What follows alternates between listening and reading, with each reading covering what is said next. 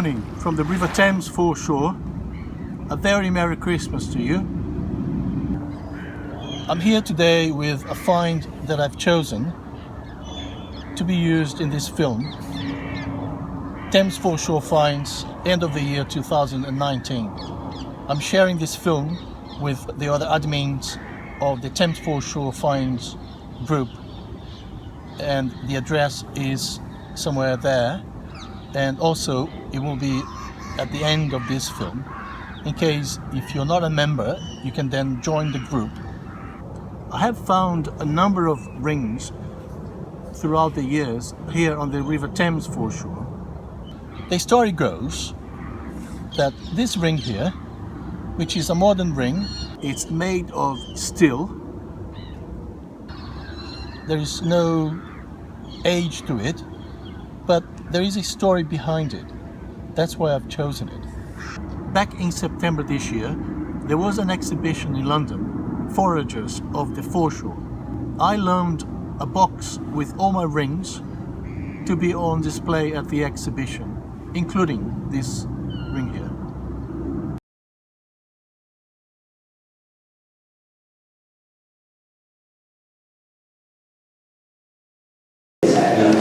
And Victorian.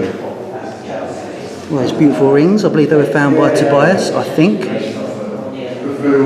A member of the public who came to see the exhibition noted my ring amongst the others and contacted the organizers asking to see the ring. Eventually the organizers contacted me and we arranged to meet up. This person, apparently back in the late 90s, made 6 rings to be used as props for a film that was going to be set in London in those days on Albert Bridge, down that way on the River Thames. The actress throws the ring in the River Thames, and that's how the story develops.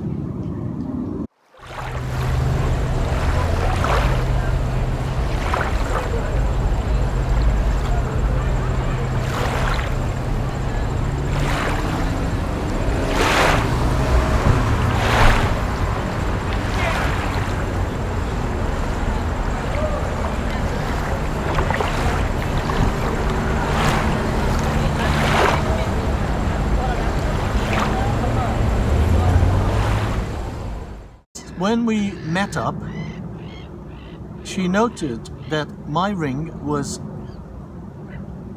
identical or almost identical to the one that she had actually made in the 90s. However, this ring here was made of steel, and the rings that she made were all silver, which means this is not the ring, but whoever made this ring copied it from the rings that she had actually made to make it look identical.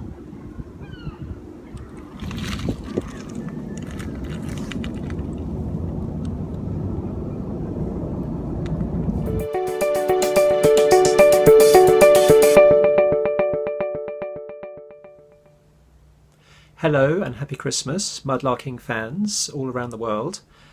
My chosen item, my favourite find from this year, is something that I found when I went out with Nick White from Tideline Art, and it is a large chunk, that way up, of Roman mortaria. So let's have a look at it in a bit more detail. Here it is. Now, a mortarium, plural mortaria, is basically a Roman mixing bowl, and they normally have grits on the inside which they used to pound the ingredients and mix with oil and spices to make a paste, possibly also food mixing or bread making as well. What is nice about this one is that you can see it's got a stamp with the name of the potter who made it, and especially a thumbprint, which is nice as well. So it's a personal link to an individual Roman potter. Not much Roman pottery is marked. Samian ware and mortaria seem to be the most common things, but it's an extra special find. And the mark of the maker is Verecundus F, which means Verecundus fake it, made it, in other words.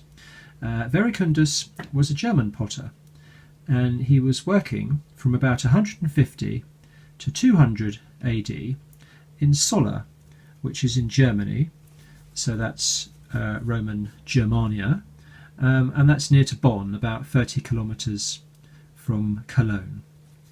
And he was working from 150 to 200 AD. And he had several distinguishing features. The first is the size of his mortaria. His mortaria are often 75 centimetres across.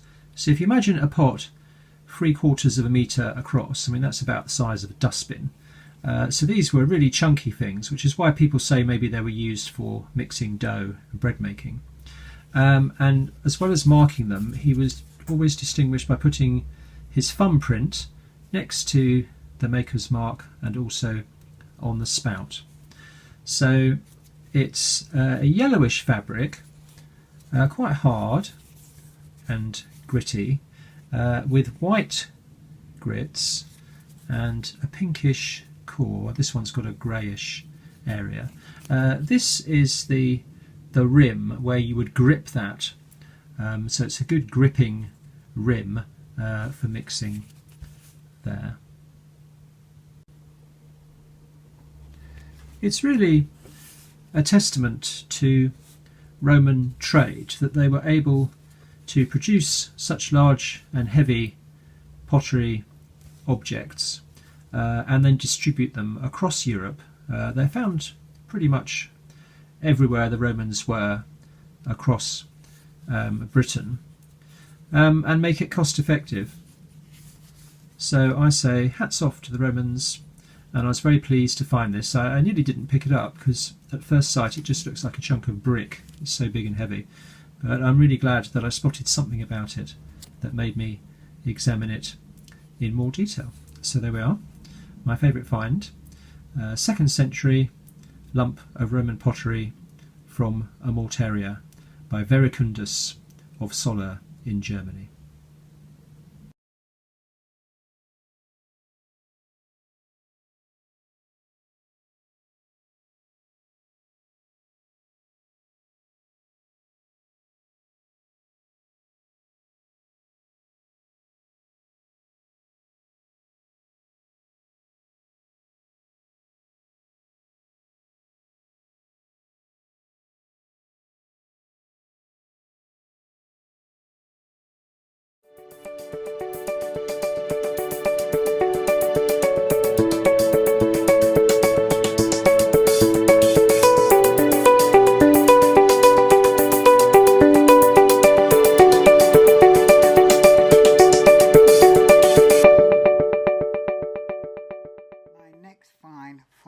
This morning mudlarking is this nicely decorated Chinese export ware around 18th century.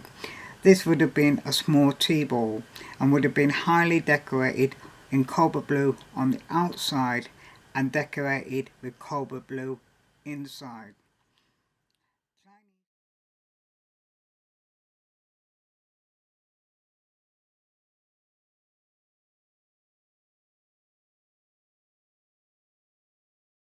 Chinese export porcelain included a wide range of porcelain that was made almost exclusively for export to Europe and later to North America between the 16th and the early 20th century. The bulk export wares of the 18th century were typically tea wares, just like this little bowl was, and dinner services, often in cobalt blue, like this is, with white decorated with flowers. Pine, prunes, bamboos, or with bogalders and landscapes, a style which inspired the willow pattern. They were sometimes enamelled in the Netherlands and England to enhance their decorative appeal. By the late 18th century, imports from China had declined due to change in taste from new European factories.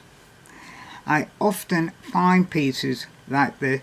Sometimes underneath on the base you find a maker's mark, which can be a false mark, but they're really nice to find, and it's nice to find almost a complete decorated interior of this piece.